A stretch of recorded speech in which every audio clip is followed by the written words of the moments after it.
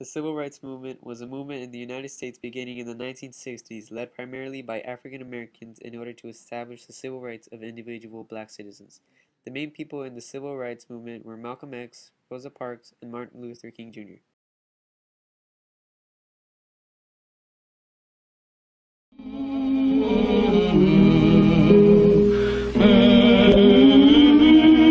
This is a southern city where department stores refuse lunch counter service to Negro students.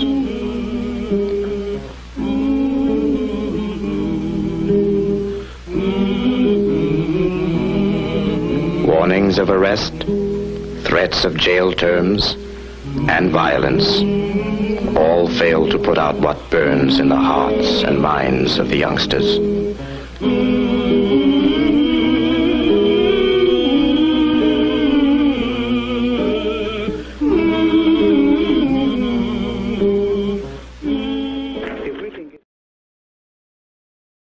Freedom riders were civil rights activists who rode interstate buses into segregated southern states trying to end segregation. 1960, Mississippi had the lowest percentage of black citizens registered to vote of any state in the country, despite the fact that in many of the counties, blacks constituted a majority of the population.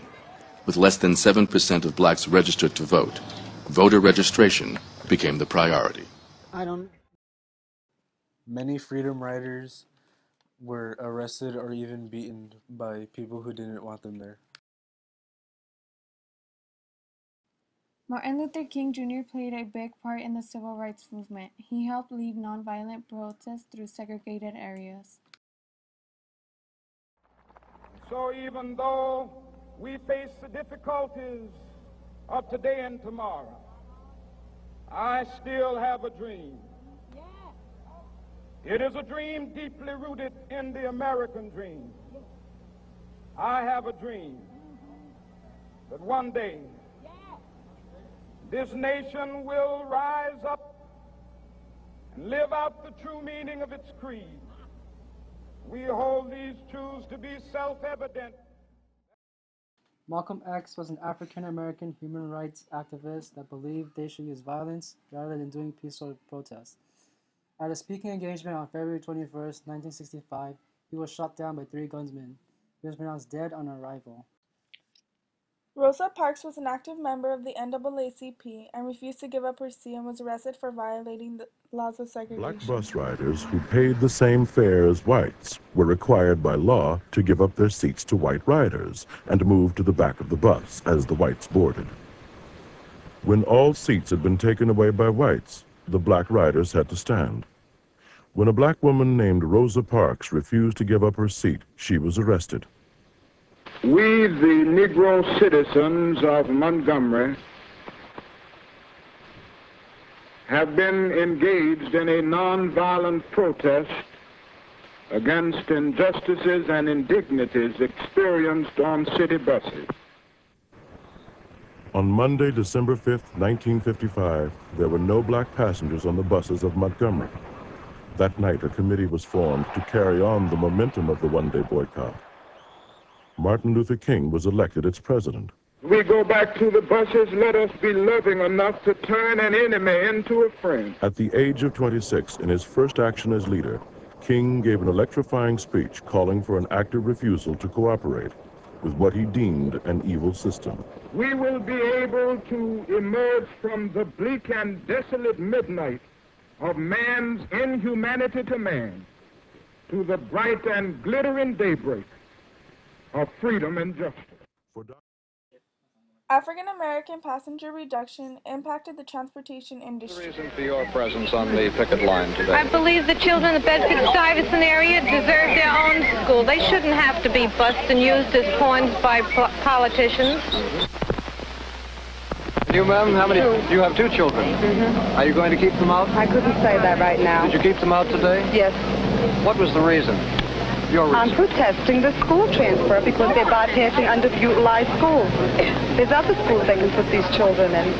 So there's no reason for this transfer. Well, do you feel there are other schools in their own neighborhood? That's right. These children shouldn't be shipped 3-4 miles. Is there any hint of segregation in this present protest? No, definitely not. The Brown versus the Board of Education was a case that occurred May 17, 1954. This was Marshall Brown's most stunning victory. He addressed segregated education in 4 states: Kansas, South Carolina, Virginia, and Delaware. In a landmark verdict, the Supreme Court struck down segregation as unconstitutional. Change race relations in the U.S.? I do believe that the civil rights movement did change a lot of race relations in the U.S. Granted, there are still a lot of racial tensions in some states just due to the nature of their history, but it has changed dramatically since the time these civil rights movements took place. Do you feel that progress has been made? I do feel progress has been made. Very rarely, once in a while, do you see on the news that there has been, some type of racial violence, and it's very rare that it happens. So compared to how it was, I would say there has been a lot of change. Did the civil rights movement have an impact on the whole of the U.S. population or just African Americans? I would say it had an impact on the whole because when you find that it's racist to be racist towards a black person, then you would figure it's also racist to be racist towards any other race at all, whether they be Jews or whites, Mexicans, African Americans. It wouldn't matter because then at that point you learn the difference between racism and being right in our nation. Other demonstrations helped or hurt the movement? I think they help because they help show that they care about what we stand for. What are your thoughts on nonviolent protests? I think they work, but not as well as violent protests because people don't take them that serious. What are your thoughts on the assassination of Malcolm X and Martin Luther King Jr.?